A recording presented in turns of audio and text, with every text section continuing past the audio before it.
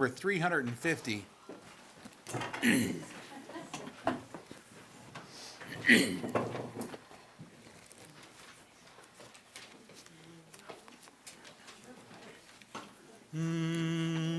That's too high. That's too high, isn't it, Gina? Here we go. The church's one foundation is Jesus Christ our Lord. She is his new creation by Spirit and the Word. From heaven he came and sought her to be his holy bride. With his own blood he bought her, and for her life he died. Elect from every nation, yet one o'er all the earth. Her charter of salvation, one Lord, one faith, one birth. One holy name she blesses, partakes one holy food, and to one hope she presses, with every grace endued. Mid toil and tribulation and tumult of her war, she waits the consummation of peace forevermore, till with the vision glorious her longing eyes are blessed, and the great church victorious shall be the church at rest.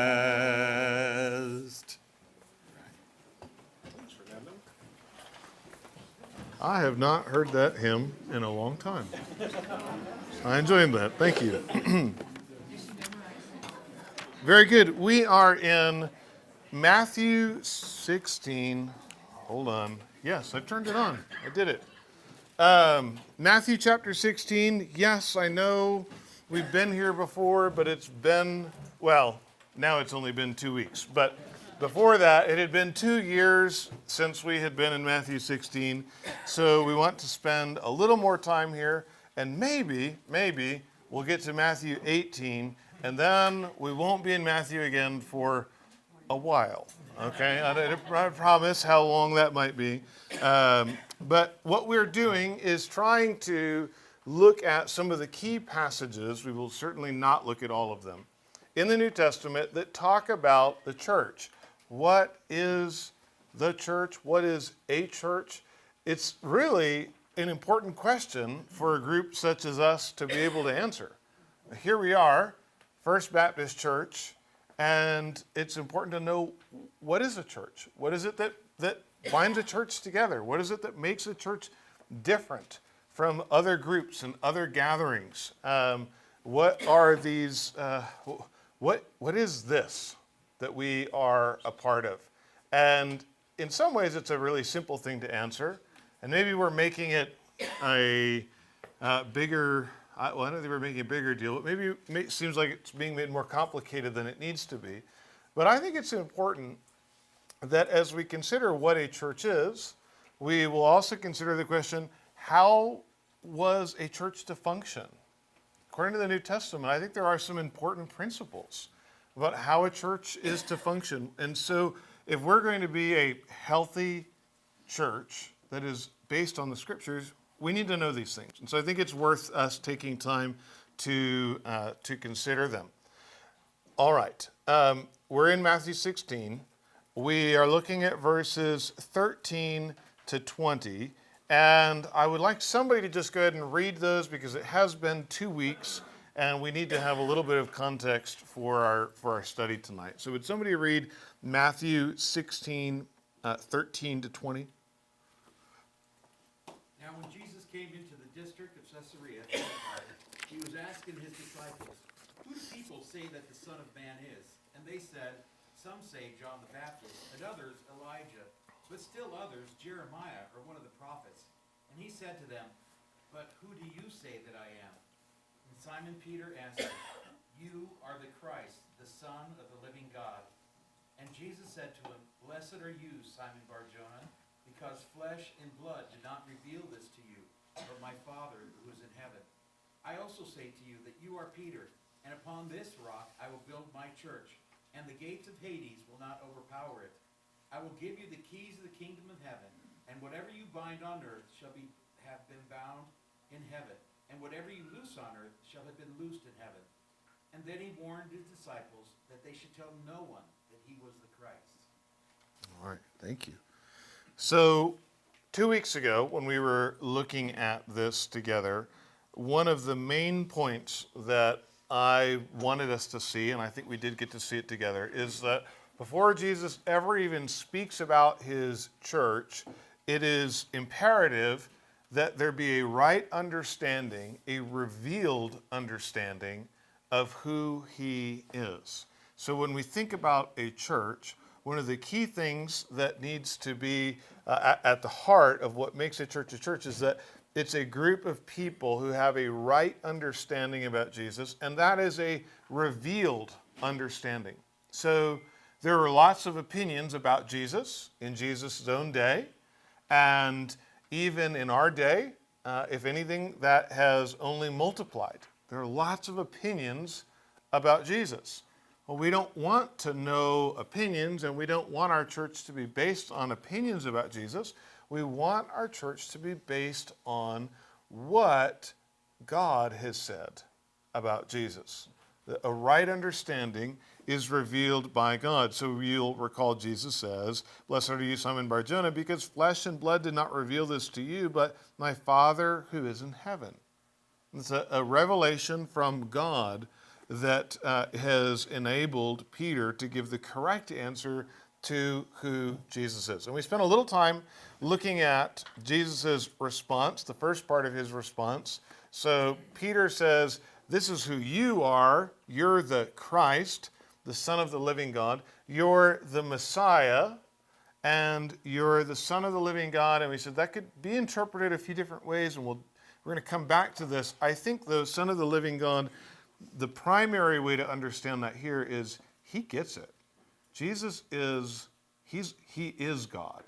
And if you didn't get it, Jesus is going to kind of lean into that later in the rest of his answer. So a right understanding of who Jesus is includes an understanding that he's the Messiah and that he's the Son of God, not least in the ontological sense, the sense of his being the second person of the Trinity who has eternally existed. Any church, would-be church, that doesn't teach that Jesus is the Messiah and doesn't teach that Jesus is the Son of God in that sense is not going to be a church in the sense of the Bible. Right? These are critical things that we must understand about Jesus. Now, when we read Jesus' response here, Simon Bar-Jonah, we did take a little bit of time to say, maybe more time than we should have, to say Simon Bar-Jonah. That's interesting because in the Gospel of John, it's clear that Simon's father's name is John, not Jonah. So well, maybe that's a variant spelling, and maybe all it is. Or maybe Jesus is making something of a pun here and saying, well, Peter, you're right now, but you're kind of like Jonah. You got some flaws. In fact, some of those flaws are going to show. You're kind of like Jonah. You're going to have something to do with bringing the gospel to the Gentiles, like Cornelius. And you're kind of like Jonah because you're going to have some relationship to Joppa, which is where that encounter between Cornelius' men and Peter happens in Acts chapter 10. So maybe that's part of what's happening. Maybe it is just a different way to spell the same name. That really is not essential to the question we're asking, which is, what is a church? But it's Wednesday night, and chasing rabbits is part of what we do. Okay?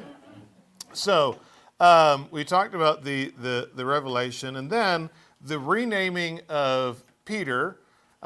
You are Peter, Petros in Greek, and on this Petra, this rock, I will build my church. Again, multiple interpretations there, but the one that we said, well, I don't really see anything here for is that view of apostolic succession that gets passed down through generations. If that's the view that you're holding to, this is not going to be supported by this particular text, we said.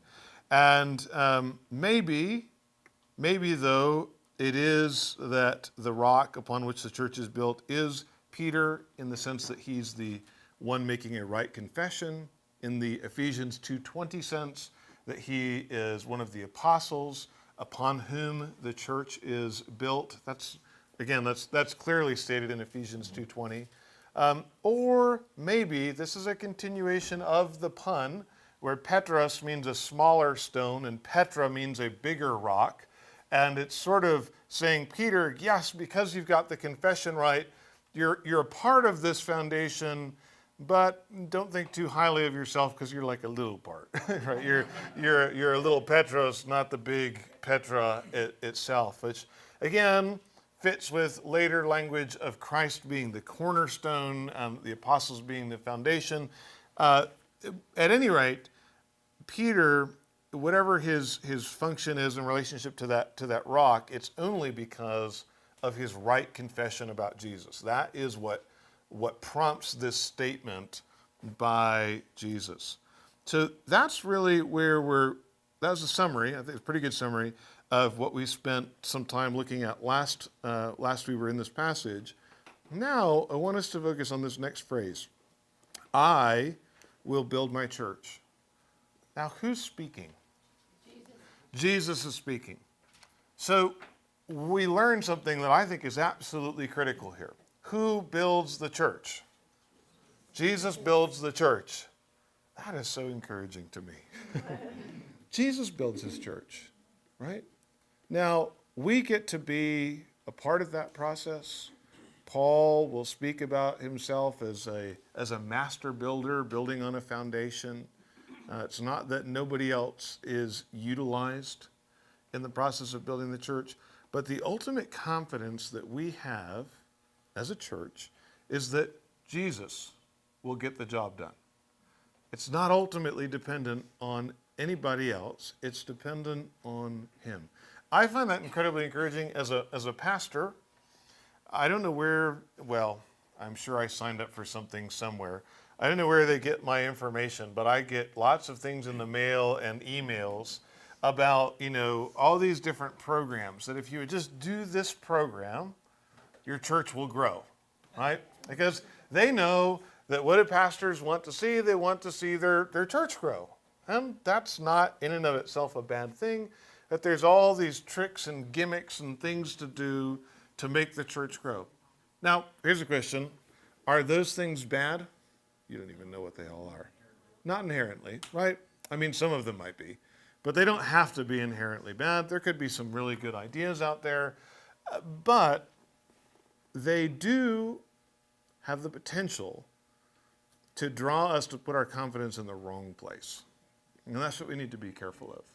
As a church, our confidence and our hope that the church will be built is not in a person other than Jesus, and is not in some thing we're going to do, or some gimmick that we are going to promote, or having really cool T-shirts or whatever, right? It's just, that's not going to do it.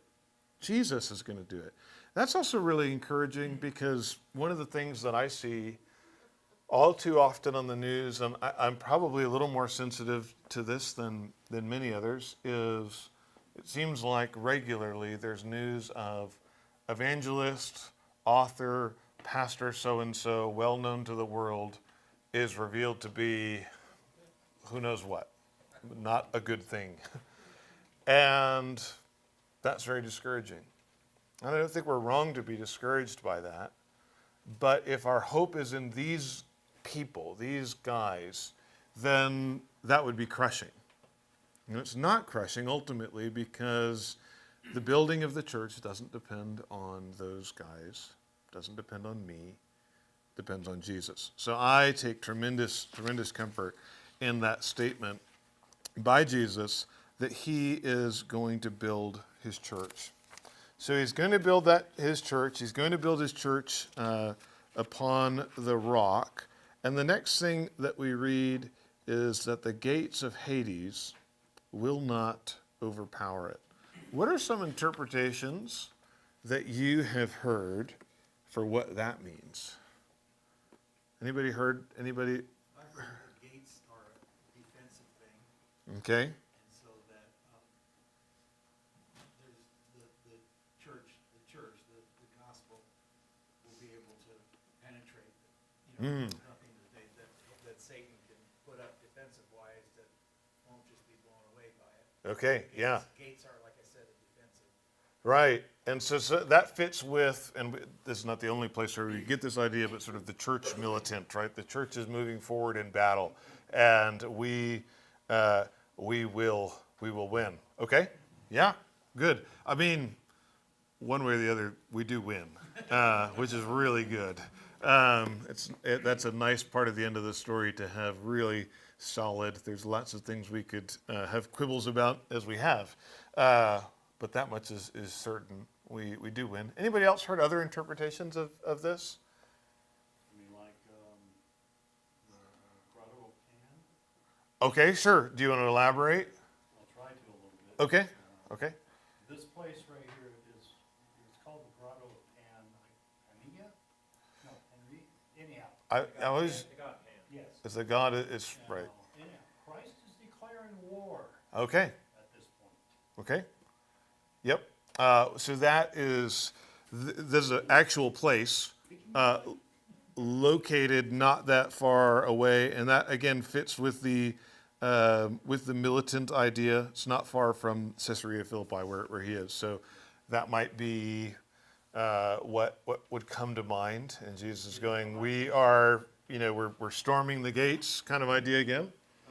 Another one I've heard is that with his death and descent into Hades, it will not hold him there. Okay. Death and hell can no longer contain him.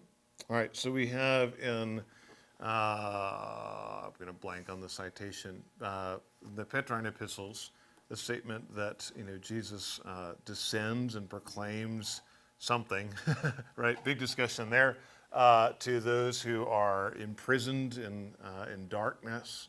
And, of course, the traditional creeds of the church speak of Jesus descending into hell, or Hades is probably really a better word there. Yeah, okay. What else? Have you heard any other interpretations or any other possibilities come to mind? No? Okay. Those are all possibilities. I'll give you one more, and then I'll give you the one that I think is most likely. Another one, this was interesting. I think it's far-fetched, but it's one of those things that you go, wow, that'd be kind of cool if it was true. In this time, there were what they call is oftentimes translated from text as the engines of war. And what the engine of war was basically a big scaffold on wheels, and you roll it up to a wall, and you drop the gate on the wall, and you attack. And so in that sense, it would be a defensive reading rather than offensive reading. The gates of hell would be these gates that drop on the war engine on the wall, and no attack of the enemy is going to be successful. Interesting. Those engines of war are spoken about a lot in the books of 1 through 4 Maccabees, which are not biblical books. We don't understand them to be books that should be in the Bible, but they're historically of interest to us, referring to events that occurred in between the Old and the New Testament. So that's one other proposal that I've heard. I'm a big fan of saying, okay, if there's any way to get my answer from the Bible, nothing wrong with good historical studies, and that's all very interesting. But if I can get my answer from the Bible, then that's where I want to get it from. And there are a couple of places where this phrase, the gates of Hades, is used in the Old Testament.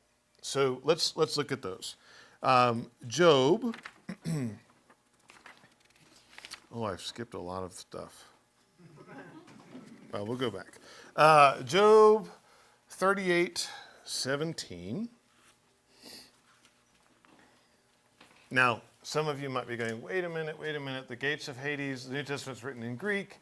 The Old Testament is written mostly in Hebrew. True enough. So these are Hebrew phrases that get translated with the same Greek words. Okay?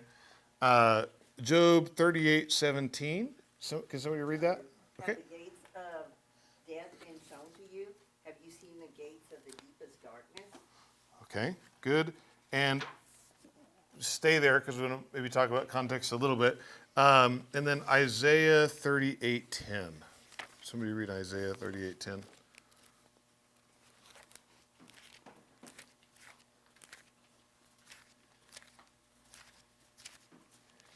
I said in the middle of my life, I am to enter the gates of Sheol. I am to be deprived of the rest of my years. Okay. Can you look where you are and do you see anything about the context there? What's happening in Isaiah 38? Hezekiah's illness. Hezekiah's illness. Good. Yeah. So this is Hezekiah praying. Actually, we'll just focus on the context of Isaiah 38:10 because that'll give us enough. This is Hezekiah and he's praying. And remember, why was Hezekiah concerned about his illness? He was going to die, right? So what he said was, in the middle of my life, am I to enter the gates of Sheol? Am I to be deprived of the rest of my years? The gates of Sheol there gets translated gates of Hades when it comes over into Greek. Sheol and Hades are usually basically interchangeable terms, and those are transliterations of original language words. So Sheol is a Hebrew word, and Hades is a Greek word. Okay. So this is the place where dead people go. I think the most likely understanding of this is that Jesus is saying, death will not win over my church.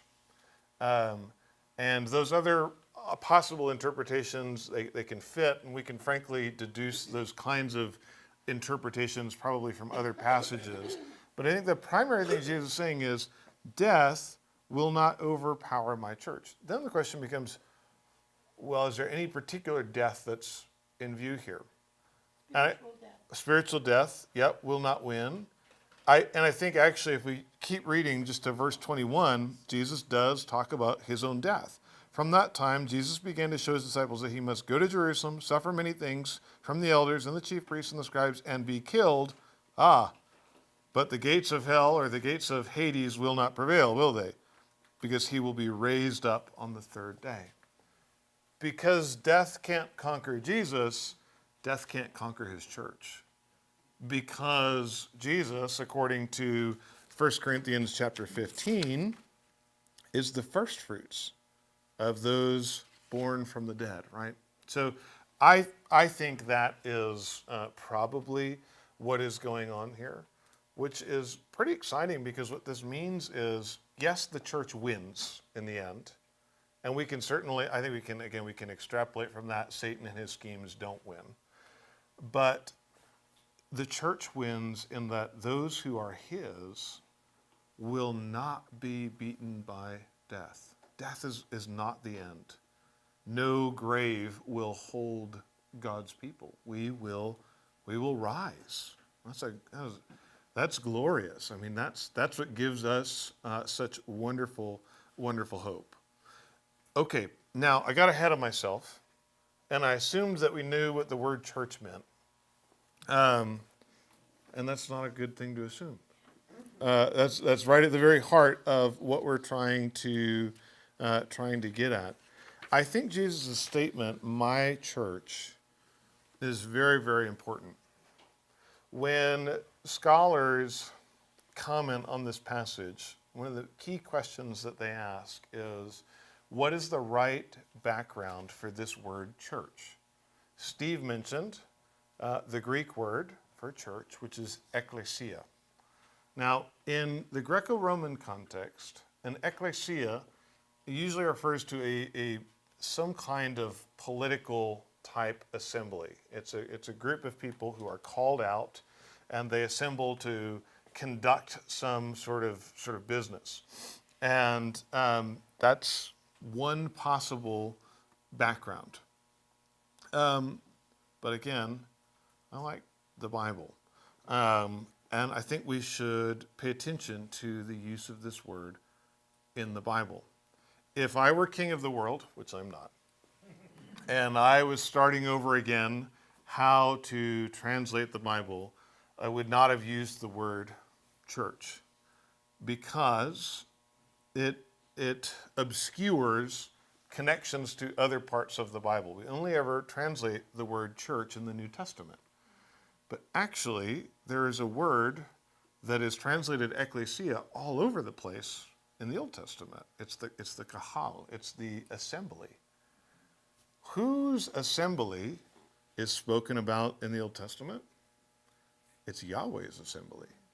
It's Yahweh's church. You read through Deuteronomy, and you have multiple mentions of the kahal Yahweh, of the ecclesia Theu, the church of God, the church of the Lord. It's an Old Testament term. It's all over the place. And it's translated in your Old Testament with the English words assembly and congregation. And I think this is actually very significant because Jesus is speaking to Jews. And their primary context for thinking about what we're translating as church is going to be their Old Testament. This is a huge Christological claim. When I say Christological, what I mean is he's telling us something about who he is. He's reaffirming what Peter has already said. You're the Son of God. You are God. And Jesus is saying, yeah, I am. My church. I can claim what is claimed by Yahweh in the Old Testament for myself. And that church is what is going to be built up, and the gates of Hades are not going to overcome. So, for the sake of time, I don't know that we need to go look up all these references. If you're interested in that, it might be worth going back, and I can give you. You can always ask for a copy of notes if I have them. You can have them. But I think that's really important, and I think that helps us understand what we should understand when we hear Son of the Living God. Jesus is affirming, I am God. This is my church, and the gates of hell will not overpower it. It's another claim to deity. Right there, but it's kind of an obscure one if you don't know the background. If you don't know the background. So here's the thing, particularly the Gospel of Matthew, but really all over the Old Testament. When we think of, where do I want to go? For example, the Jehovah's Witnesses show up, and they don't believe that Jesus is the Son of God the way that we believe Jesus is the Son of God, right? They don't believe that Jesus is God the way that we believe Jesus is God. And we go, okay, how am I going to show them? And we go, I want to go to John 1:1. And that's fine. That's a good place to go. You will immediately end up in discussions about Greek that probably neither you nor they actually know what they're talking about, if we're honest. By the way, the Greek does not support their translation at all. And if you want to learn Greek, come to Greek class, all right? And we'll help you. But that's not the only, I don't even know if that's the best place to go. One of the things to look for is passages in the New Testament where it's quoting the Old Testament, and you'll see that Jesus takes the spot of Yahweh all the time. He's doing the things that Yahweh does. He's fulfilling the promises that Yahweh said he was going to fulfill. It's all over the place. And so I think that's a fantastic way to demonstrate the deity of Christ. In fact, actually, the passage in Isaiah where the Jehovah's Witnesses get their name from is quoted in the book of Philippians. And the Lord, Jehovah, Yahweh, is obviously identified with Jesus in the book of Philippians there. It's fantastic. In fact, if you're really interested in having that conversation with Jehovah's Witnesses, that's the passage I would go to, not John 1. So, anyways, yes? Wouldn't, Proverbs, well, I know Proverbs 30. Oh, yeah. Kind of hammers the Jews, but would it be instructive also to other people groups? Read for us what you're looking at, Steve, to help us. 30 verse 4, who has gone up to heaven and come down, whose hands have gathered up the wind, who has wrapped up the waters in a cloak, who has established all the ends of the earth, what is his name, and what is the name of his son? Yeah. Works for me. So explain a little bit. How does that make your point?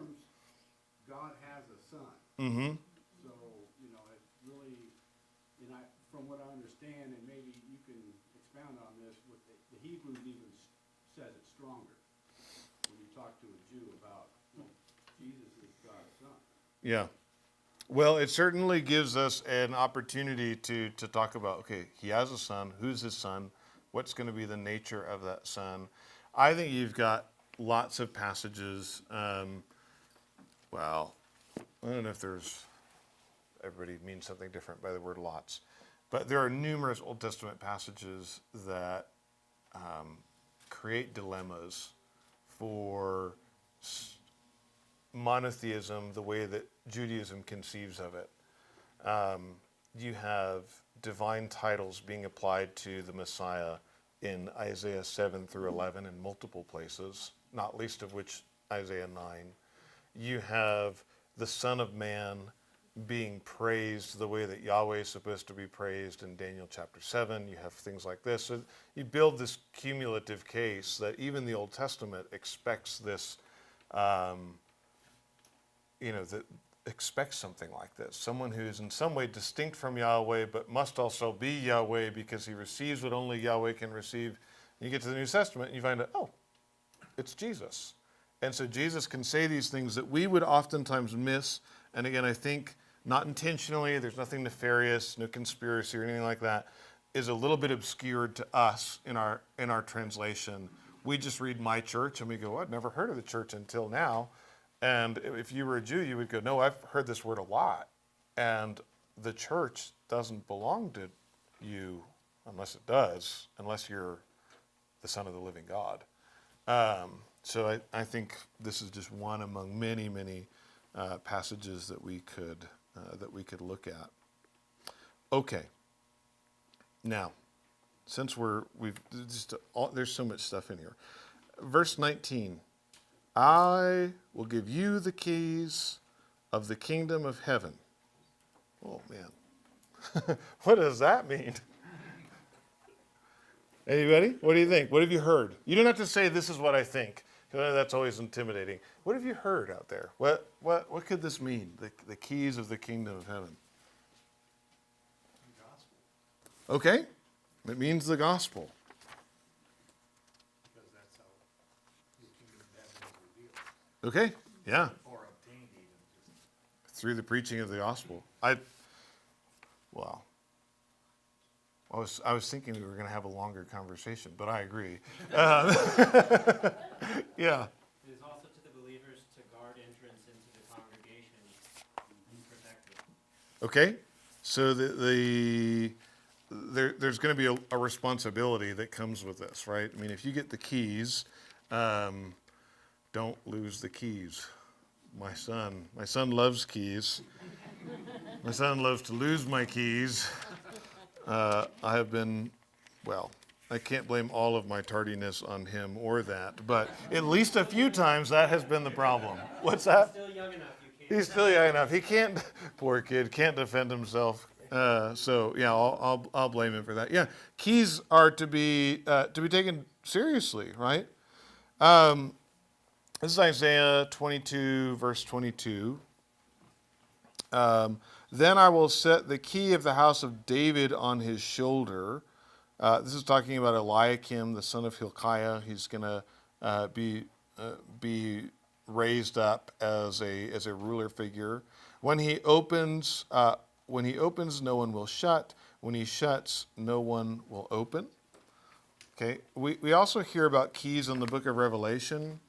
Revelation chapter 1, verse 18. This is speaking about Jesus. And we read, I better back up to verse 17. When I saw him, I fell at his feet like a dead man. John speaking of his vision of Christ. And then he placed his right hand on me, saying, do not be afraid. I am the first and the last, the living one. I was dead, and behold, I am alive forevermore. The gates of Hades did not prevail, did they? I have the keys of death and Hades. Also, important set of keys to have. He's opened that door. And then in chapter 3, verse 7, Jesus speaking to the church at Sardis, we're going to read, the church at Philadelphia. And the angel of the church of Philadelphia, to the angel of the church of Philadelphia write, I think I've mixed my English words up. Jesus to the angel of the church of Philadelphia, not the angel speaking.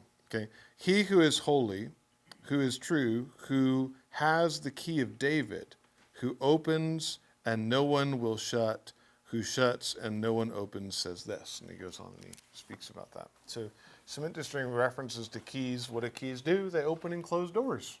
And if you've got keys to Hades, then you're not stuck in Hades. And if you've got keys to the kingdom, then you can open up the kingdom for people. Well, how do people receive? How are people received into the kingdom? If we want to use that, keep that metaphor going, the preaching of the gospel, right? I think that's it. And to have the gospel, you have to have a right understanding of Jesus, which is key in this passage. Okay, it gets more exciting, guys. Whatever you bind on earth shall have been bound in heaven, and whatever you loose on earth shall have been loosed in heaven. Okay. Sometimes this has been taken to say that whatever the authority of the church says, whatever Peter or his successors say, this is the Roman view, whatever they say, that is what must be. But that's not paying very close attention to the verbs here. So it's really important. This is another instance where grammar matters, okay? I think the NASB nailed this one. It's a very literal rendering of the verbs, and it makes it clumsy in English, but it's important. Shall have been, right? Shall have been. The idea is that whatever Peter does, we'll think about what binding and loosing means in a minute, is not going to be done and then heaven will have to acquiesce to Peter's action. It's already been done, right? So whatever he does, whatever these words mean, it's just a fulfillment of what's already been decided and determined, what already is in heaven. And I think that is very important. A commentator, I think, helpfully put it this way. Providence will guide the church to fulfill her mission. Heaven does not endorse the independent action of the church, and neither the church nor Peter will be independently infallible, right? So it's not about, we do something and now we control heaven. No. Insofar as Peter does whatever he's supposed to be doing here, he's doing it and it will already have been done in heaven. His actions will line up with and accord with what already is. Now, the big question remaining is, what is binding and loosing? What do you think? Mitch? Binding is unlawful, and loosing with anything that is lawful. Oh, you're a good rabbi. So these are terms used by the rabbis somewhat frequently. So you've got some rabbis that bind lots of things. So Rabbi Shammai, he bind lots of stuff. He's got laws and rules that are binding on lots of situations, and so that's what binding means there. In Hillel, he's a little bit more liberal. He may be like almost antinomian. He just says, most of these things are not binding, so he looses people from their responsibilities. So binding and loosing are used in the rabbinic world in that way. And so one interpretation of this is to say that whatever Peter teaches, whatever he binds people to or looses people from, will be what is in heaven, and that would correspond to the authority of apostolic teaching, and it would remind us that the apostles' teaching is authoritative for the church, but it's not because they came up with it, it's because that's what already was in heaven. The apostles have brought us what is in heaven, which is why we take their teachings as authoritative. That is one interpretation. Mitch, you want to... We call you Rabbi Mitch. Further comment? A really good example of how this works was Peter's dream. Oh, okay. He was binding himself and his fellow Jews to the old Jewish diet. Mm-hmm. Well, the dream was telling him, no, that's all been loosed in heaven. Yeah. So loosed that my wife bought me a peanut butter bacon milkshake today. Not great for the arteries, but the taste buds were happy. Yeah. Okay. This is a. I'm not getting any money for this, but Sonic does sell such things. If you're interested. Okay. I like peanut butter and bacon sandwiches. I think they're great. You toast the bread, the peanut butter melts. It's good. But okay. So you may not call me Rabbi Jesse. Okay. Yes. So one of the notes in my study Bible here says that it says it's locked and unlocked. Okay. Talking about the keys of the kingdom. So that is not a bad translation, and given the context, might be fitting. So basically, the big question, what Mitch has suggested is again a reading. It's got a historical context that is helpful and illuminating. The question is, are rules being bound? Sort of teachings being bound. That's what we've explored briefly here. Or are people really in mind? In which case, the idea might fit better with the opening and closing of a door, the locking and unlocking of a door. I as much as I think, again, all the implications of what we just said stand about the apostles and where their authoritative teaching comes from, I think, based on the use of this language again in Matthew 18, which is where we were going to go, I think it has to do with people. Because in the context of Matthew 18 is about church discipline. And it's about who's in and who's out of the church. And so what's being said here is you're going to open and close the door. This is very similar to what Jesus says in John. Also, I'm going to go to John 20. Verses 20 to 23. They're kind of difficult verses for us.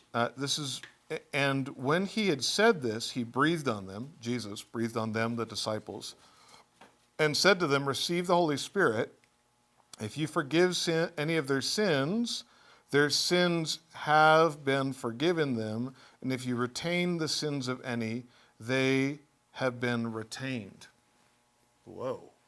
That sounds like authority above their pay grade, right? Even as apostles. Well, I think that's because it's the same kind of teaching. It's not that they're going to make that happen. It's that it will already have been so, and they will know how to rightly discern these things. Interestingly, this idea of binding and loosing in Matthew 18, that authority to do that is not given just to Peter anymore, but to the whole church, to the congregation. So you remember perhaps Matthew 18, we usually go there when we want to talk about how to confront people when we've got a problem with them. You go personally, then you go with a witness. And then what's the final step before you treat them like a tax collector and a Gentile? Before the congregation, before the church, before the ecclesia. And it's the ecclesia, I think, that's in mind when Jesus says, truly I say to you. That is the word y'all. Okay, so we also, if Jesse were king of the world, the Bible would be translated with the word y'all because we've lost the plural second person in English, which is very sad. But they've retained it in the South. This is coming from someone in Massachusetts. It is a beautiful thing that they have done for us, and we should adopt it. All y'all. I'm told that is the that is like the y'all is like a subset of all y'all. I am from Massachusetts, so these things are a little hard for me. But the idea is y'all. So when we think about the authority of the church, this is where Baptists start jumping up and down, and we go, see, told you. The authority of the church is not Peter or his successors. It was Peter when he got it right. He is a little stone who's able to, get it right, and now he has that authority. But ultimately, it will be the congregation that will do this, that will be enabled by the Spirit when we're being led rightly. What we do and say will be in accordance, even in church discipline, with what already is in heaven. And again, the idea would not be, we're getting a little bit ahead of ourselves, but I want to clarify because I wouldn't want to leave you with wrong ideas. The church, if the idea is, so the whole church, the congregation, is able to discern who's in and who's out, they don't make people saved or unsaved, Christians or not Christians. The idea would be the church is like an embassy. If you lose your passport and you're in another country, you go to the embassy and they give you a new passport. Did they make you a citizen? They don't make you a citizen. They can just recognize that you're a citizen and they can validate that. So the church doesn't make people Christians. That's not how it works. But they recognize those things. Yes? Could we possibly have Paul to the Corinthians, first time to that wayward son, marrying his stepmom? Right. Yep. And then to the church when they failed to bring him back in after he repented? Mm-hmm. Right. So that's church discipline, which is supposed to happen. And again, Baptists, we get really excited because we say, well, how do you do that? How does the congregation say? And you know what he says in 1 Corinthians is it's by the majority. And we're like, Robert's Rules of Order were born right then. Which is not true, of course. But the idea is, a whole congregation, not a pope, not a bishop, not a group of elders, but a congregation is invested with this authority. I think that's very, very important as we think about what a church is. Yeah. I think it's interesting that this doesn't apply to the infallibility of someone's decision, because I think of Peter eating with just the Jews and not the Gentiles. Sure. And being confronted, obviously he was doing something wrong. Mm-hmm. And so it was like, but yet the whole congregation was, not the whole, all the Jewish congregation was following him in this. Mm-hmm. So it's kind of like, you have to be careful. You can't say that Peter bound everybody with these rules and say this is Sure. what has to be done. Yep. So I think that's really good. Yes? I like what everybody's saying, but I just want to make a comment about this. I have been in some churches where they would say, I bind up the spirit of fear yeah, and sure. I loose peace. Mm-hmm. Comments about it? So because I think this is about people, I would say I think that is. I don't think that's a right understanding of what's in view here. I think this is about kind of the opening and closing of the door, the church's function to acknowledge who is a part of the kingdom and who's not a part of the kingdom, there's all kinds of big questions that follow up on that. But I would just say when I hear somebody saying that, I think they probably haven't understood binding and loosing in the context of the passage. What does that say about the rest of the church? I don't know, but I don't think that's probably the right understanding of the passage. Now, just a couple other things. I want to just clarify what I just said. We are going to look at leadership structures, so pastors and elders and deacons have an important place. I'm not saying that they don't. But here, this responsibility seems to be part of who the church is as a body. So I want to just review. We'll look a little bit at Matthew 18 and Acts chapter 6 next week. But the church is dependent upon a right understanding, which is a revealed understanding of Jesus, the Messiah, the Son of God, in the fullest sense of that statement.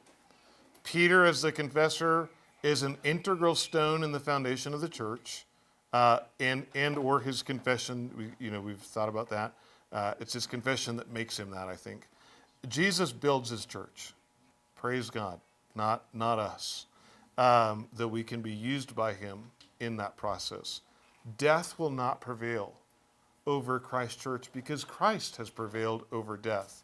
And those keys, the responsibility of opening and closing the door of the kingdom is given to the church. We are, therefore, we are the ones to go and preach the gospel. That's how you open the door. Church discipline is about how you go, oh, we thought you'd come through the door, but actually you haven't come through the door. We'll talk a little bit more about that next week. So many things that I wish I could say, but it is 7:04. Our choir people need to go. Our youth parents need to go get their kids, so I'm going to pray. Father, we thank you that you've graciously revealed to us who Jesus is. There is so much in your word. It is just an ever-flowing fount of information and so much more than that, of revelation of who you are. Help us to rightly divide it. I do pray, even as we have leaned in and I've celebrated how I think these passages support what we do, that you would keep us from arrogance, that you would keep us humble as we receive and do our best to discern your word, not to look down on others, but do give us a desire to study well, to look closely, to pay attention to grammar and your words as you've given them to us, that we might become the church that you've called us to be, a church that lives and functions in accordance with your word. And guide us, we ask in Jesus' name. Amen. The Italian version of y'all, use guys. Use guys. That would work. I would